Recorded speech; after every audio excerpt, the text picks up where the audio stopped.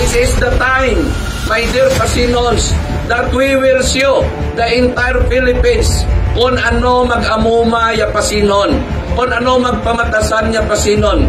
Because what is at stake in this 18th National Jamboree is not only the activities, but the face of Pasig City in the entire country. So I ask every Pasinhon na diya sa syudad Pasig and abroad, to all the parents ng mga bata, salamat gid sa inyong pag-cooperar. I know how hard it is. Buruligan naton yung mapakita naton yung pagpreparar para sa National Jamboree at para sa syudad Pasig. After the 18th National Jamboree, Pasig City is now in the map of this entire country.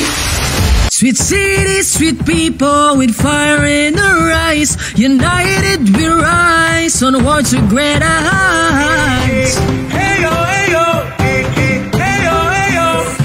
Good morning, Philippines! Few days to go before the 18th National Scouts Jamboree here at the Sweet City in the heart of Panay, Pasig City, Iloilo. I am Hannah, with me is Pina, and this is Tado, the official mascot of the 18th National Scouts Jamboree on December 11 to 17, 2023. With the power and authority vested in me as the regional chairman of the Boy Scouts of the Philippines, Western Visayas, I, Attorney Stephen Andador Palmares, hereby declare this Camp Pagsusubok 2023 open.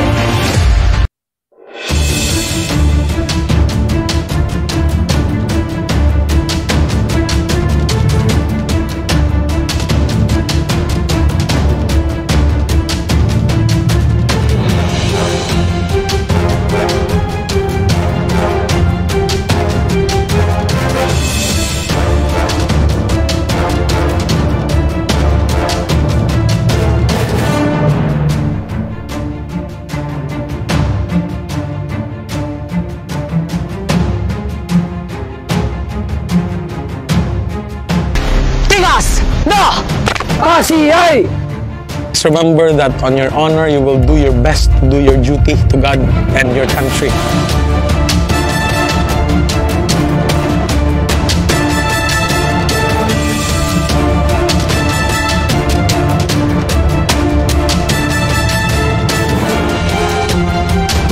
Ito ay pagsusubok nyo. What does pagsusubok mean?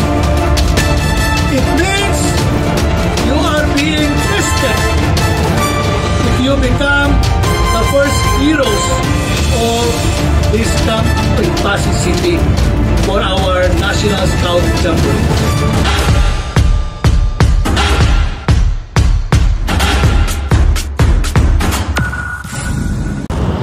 Good morning, good morning, good morning.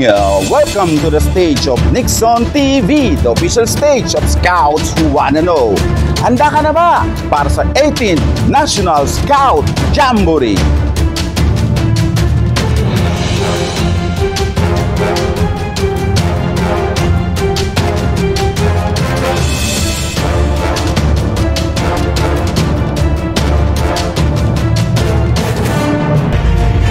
New Jersey will always support the Scouters here in Pasig City and elsewhere. And I am so happy that Mayor Stephen, the city officials, Sidono Elicer, all the city councilors, all the barangay captains is very, very supportive of the scouting life.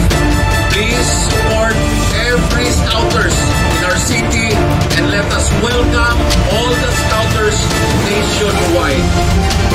May God bless us all and may God bless our National Jamboree this coming month of December. God bless na mayan na aga na naton na kanan.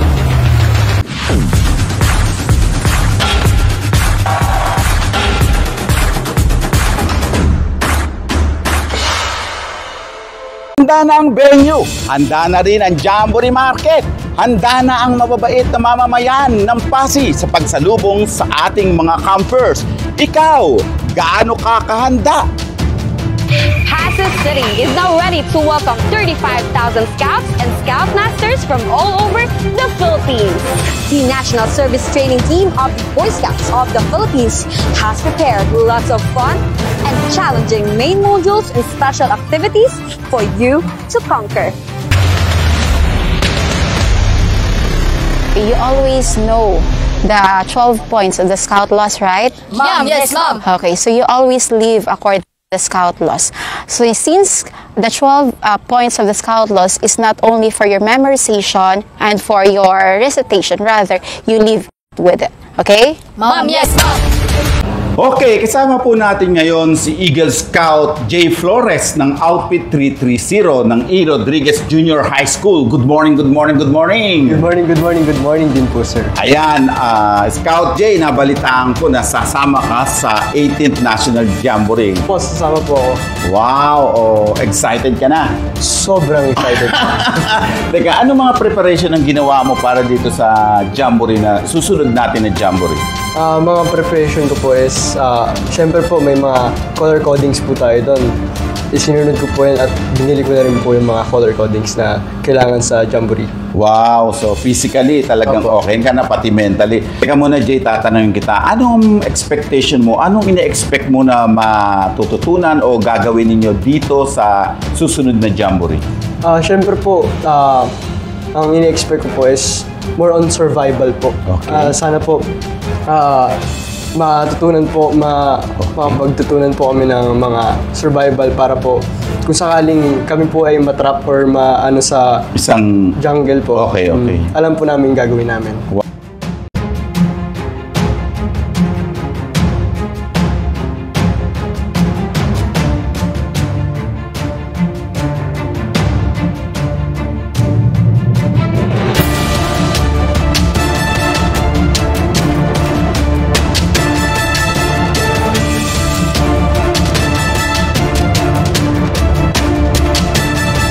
Kasama naman po natin si Scout Anthony Calumaya ng Circle 11 o Roberto Castor Robert Scouts ng Quezon City Council. Good morning, good morning, good morning! Good morning, good morning, good morning po, sir.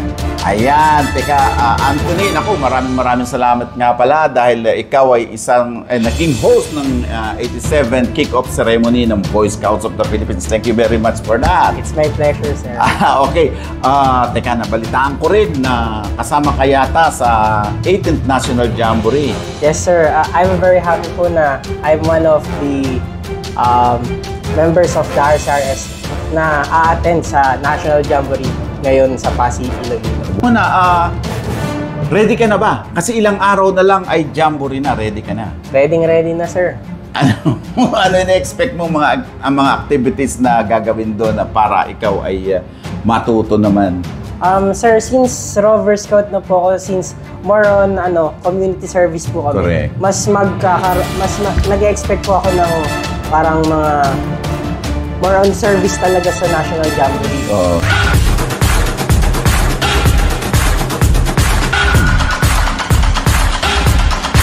Nagsama-sama, nagkaisa ang lahat ng ahensya ng lokal na pamahalaan, pati mga pribadong mamamayan para sa ikatatagumpay ng Jamboree. Halina kayo sa Pasig City. Our dearest city and the Pasinhon people is looking forward to meet all of you. So what are you waiting for? Pack your bags, gear up, prepare your patrol and troops, and get ready to experience a one-of-a-kind National Scouts Jamboree here at Pasig City, Iloilo. Okay, ngayon po ay kasama naman po natin si Ginoong Lawrence Maglaya. Isa po siyang Assistant Leader Trainer with CMT. Good morning, good morning, good morning, sir! Good morning din po, sir. Sir, nako, kayo po pala ay kasama sa National Jamboree, ang ating 18th National Jamboree na gagawin sa Palo City. Kumusta naman po, sir, ang inyong preparasyon para po sa Jamboree na to? Una po, ako ay nag-apply na National Service Team. Opo. Ng National Jamboree. Nag-fill up ng mga papers, ganon. And then, naprobahan naman po. Opo. Kaya, isa po ako sa mga unang darating sa Pasig, Iloilo, para sa 18th National Scout Jamboree. Yung sa preparation naman po, ay siguro, ay masasabi ko na okay na po yung sinabi ko puro na sa application ko, na pwede po ako sa mga different activities na ikakonduct ng National Jamboree. Pwede po ako kahit sa anong activity. Ah. And then, yung pagiging scouter ko po, ng matagal-tagal na rin po, preparasyon na po yun para sa paghahanda ko para sa 18th National Scout Jamboree. Sir, ano yung ini-expect nyo ngayon dito sa susunod na Jamboree? Kasi alam natin na after a long while, ay magkakaroon na naman ng Jamboree. Ini-expect ko po na medyo mas exciting ngayon kasi sa nakita po nating trend ngayon simula nung nag-pandemic o simula na po nung 17th National Scout Jamboree, mas lalo pang umigting yung mga activities ng scouting sa iba't ibang council, sa iba't ibang provinces ng Pilipinas. Opo. So talagang kailangan mahigitan nila yon. Opo. Kasama naman po natin ngayon ang Regional Director ng National Capital Region ng Boy Scouts of the Philippines. Wala pong iba kundi si Ginang Lorena Landingin. Good morning, good morning, good morning, ma'am. Hi, sir. Good morning, good morning, good morning. Ayan, ma'am, mukhang nakikita ko na ang excitement ninyo dahil sa darating na 18th National Jamboree. Kumusta naman po ang inyong paghahandang ginagawa sa 18th National Jamboree? Okay naman. As of last week, ang aming participants na ay umaabot na ng 2,000 plus. Wow, 2,000? Yes. So, ang dami na po niyon. Ito po ay sa buong National Capital Region. Yes. Lahat po sila represented? Yes po. We're expecting around 2,500 na participants. So, as of this moment, nasa mga ganong figure po na. 2,131. Madadagdagan pa po yun? Yes, madadagdagan pa po. Ma'am, paano yun? Ito po ba sabay-sabay po kayong lahat pupunta ron o may kanya-kanya po silang itinerary? Kanya-kanya po sila ng itinerary, merong sasakay ng eroplano, tapos meron din po yung barko. Okay. Baka may Roro din. Meron po ba Roro doon? Meron. Ma'am, kayo bilang siyempre director, kayo po bang mag-head din ng mga subcamp? Kasi ang alam ko po ay hati po ito sa subcamp, yung pong Yes mga po. ano. Kami po ay nasa subcamp 4. Okay. I think Vargas. Ito tatanungin ko, ano po ba ang ine-expect nyo ngayon dito sa susunod na Jamboree natin? Kasi parang marami pong excited. Okay. Actually, ang ine-expect kasi na participants dyan is around 30,000 to 40,000. Tapos marami pong naka-align na mga activities, program na for sure ma-enjoy po ng ating mga scouts. At nakita din po namin nung pagbisita po namin doon sa Pasig na very ready po ang host council. Ang Pasig City. Especially si Mayor Stephen. Talagang naka-ready na po sila talaga. So palagay nyo talagang magiging successful po itong Jamboree talagang nito? Magiging successful po ito kasi pinaghandaan na rin ng mismong region, ng host council at the same time yung host city, which is Pasig. Makakasama po natin ngayon ang butihin at kagalang-galang na mayor ng Pasig City na siya ring camp chief upang ibalita ang kahandaan ng syudad sa gaganaping 18th National Jamboree. Mapapanood din po ninyo ang ilang mga footages sa ginawang cup pagsusubok.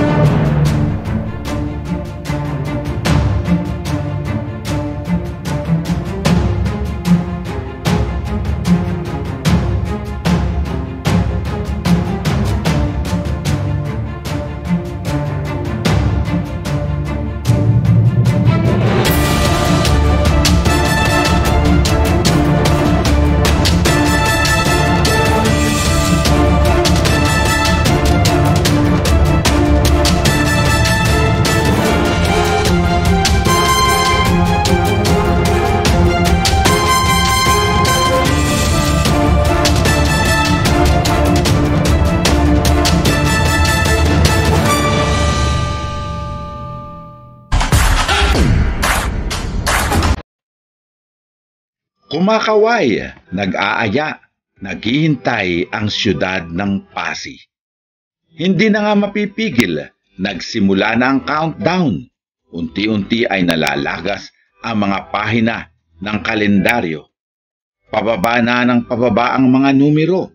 Tuloy-tuloy na nga ang isa sa pinaka-aabangan at ang pinakamalaking event sa Boy Scouts of the Philippines, ang 18th National Scout Jamboree. Maging ang buong lungsod ng Pasig ay handa na rin. Nagkaisa ang mga mamamayan upang ipakita ang kanilang mainit na pagtanggap sa mga scouts mula sa iba't ibang panig ng Pilipinas. Nagbayanihan ang buong bayan sa pamumuno ng kanilang punong bayan na si Mayor Stephen Palmares na nanguna sa pagsasaayos ng isang malawak na lupain para sa Jamboree. Sinigurado ni Ginoong Palmares na ang lahat ng ahensya ng lungsod ay kikilos para sa katuparan ng matagal na niyang minimithi na maging host ng isang higanteng aktibidad sa scouting.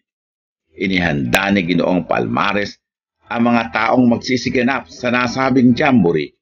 Kaliwat kanan ang pagpupulong na isinagawa upang pukawin ang damdamin ng mga taong magiging sangkot sa pagtahip ng isang makulay na kasaysayan.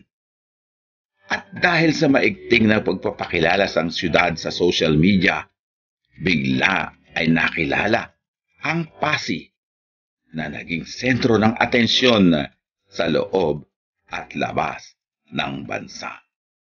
Kasama natin ang mayor ng Pasig City. Wala pong iba kundi ang napakagaling, napakabait na si Attorney Stephen Palmares. At syempre ang ating Deputy Secretary General na walang iba kundi po si Rodolfo si Pangilinan.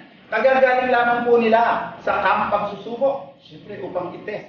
Okay na ba ang gagawin nating venue para sa 18th National Jamboree? Good morning, sir! Good morning, Sir Nixon. Ayan. Good morning sa lahat. Ayan, good morning po sa inyo. Sir, balitang-balita na po ngayon sa buong scouting movement ang ginawa ninyong Camp Pagsusubok. Sir, kumusta naman po ang Camp Pagsusubok na yun? Well, after the 3-day activity of this Camp Pagsusubok in preparation for the 18th National Scouts Jamboree, masasabi ko na yung City of Pasig is ready. 100% ready na tanggapin yung mga scouts natin na manggagaling sa iba't ibang parte ng Pilipinas. At saka lahat ng mga taga-Pasig sa Pasig man at sa labas ng bansa, they are very eager na tanggapin at i-welcome yung mga participants natin. Wow, excited na excited po ako, sir, kasi alam naman po natin na ang Iloilo ay napakayaman sa kultura. Ito po ba ay makikita namin sa National Jamboree? Yes, of course. No? Yung una mismo, yung ating Camp Pintados ni Pasig, is may design tayo dyan in relation sa Pintados ni Pasig celebration namin sa City of Pasig. So yung team natin at motive natin sa entire Jamboree site hanggang sa buong poblasyon ng Pasig City at Iloilo is tribal. Ibig sabihin, nakasentro doon sa Pintados celebration ng aming syudad. Wow, ang galing. Sir, kayo naman ayon pong national office, gano'n na po kahanda para po sa ating gagawin Jamboree? Well, handa-handa na tayo sa Jamboree sa darating ng December 11 to 17. Handa na rin ang Pasig City sa pamumuno po ng ating Mayor, Attorney Stephen Palmares. Ika nga, in Pasig, all are possible. Wow, ang galing. We will bring the Pasig at the Greater Heights, but also the Boy Scout at the Greater Heights. Wow! Sir, kasi nga ito nga ay excited na po talaga ang ating mga participants, lalo na po nung nandito sa Luzon. Sir, sa ngayon po ba, yung pong local government, gano'n niyo po talaga sila na nahatak para po matulungan itong Boy Scouts of the Philippines dito po sa gagawin? Alam ko na magaling po ang talagang local government at full support. So, paano niyo po sila pinilit po? Well, yung ginawa natin I just explained not only to the people of Pasig City, but also to my fellow city officials, the Vice Mayor, the City Councilors, the Department Heads, and all the 2,000 strong city-owned employees of the City of Pasig. So ngayon, the 18th National Scouts Jamboree is being facilitated, especially yung mga physical structures natin, yung na gumagawa niyan yung ating local government unit. And of course, in coordination with the Boy Scouts of the Philippines, Iloilo Council, Region 6, Western Visayas, and the Department of Education. So, dito ko nakikita sa Pasig ngayon, during the camp pagsubok, the government is really in partnership with each other, the local government, the national agencies, the Boy Scouts of the Philippines, including the civil society organizations. Nagtutulungan kami para maibigay natin yung sinasabi ko ka, the one-of-a-kind national jamboree sa December 11 to 17, 2020. Wow, sir. Marami na po talaga naganap. In fact, ito po ang pang-labing-walo. Sa palagay niyo ba, sir, mauungusan nito ang mga nakaraang mga jamboree na ginawa natin?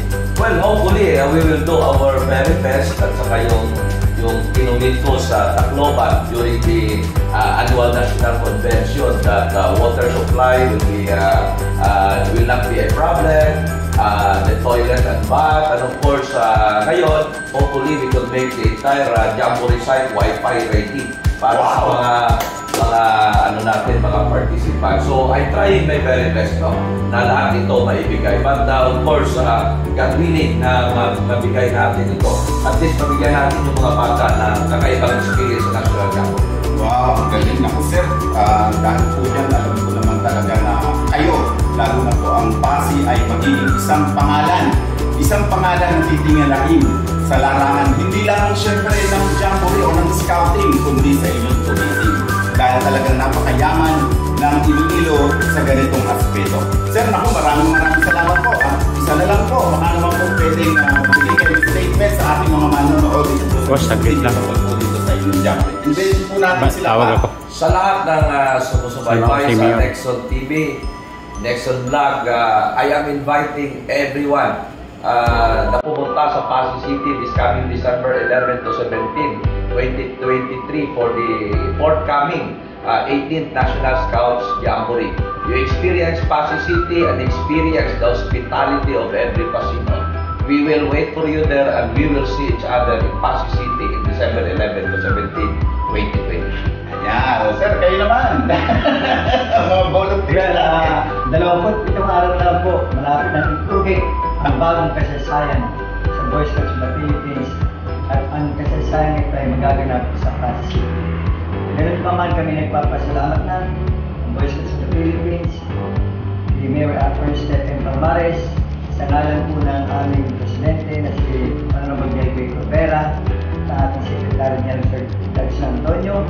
Tapos po kami nagpapasalamat sa LGU Pasig, lalo-lalo na po sa ating butihin at ang dangal ng Pasig, Attorney Stephen Palmares City. Salamat po. Wow, ang galing. Thank you very much at see you all.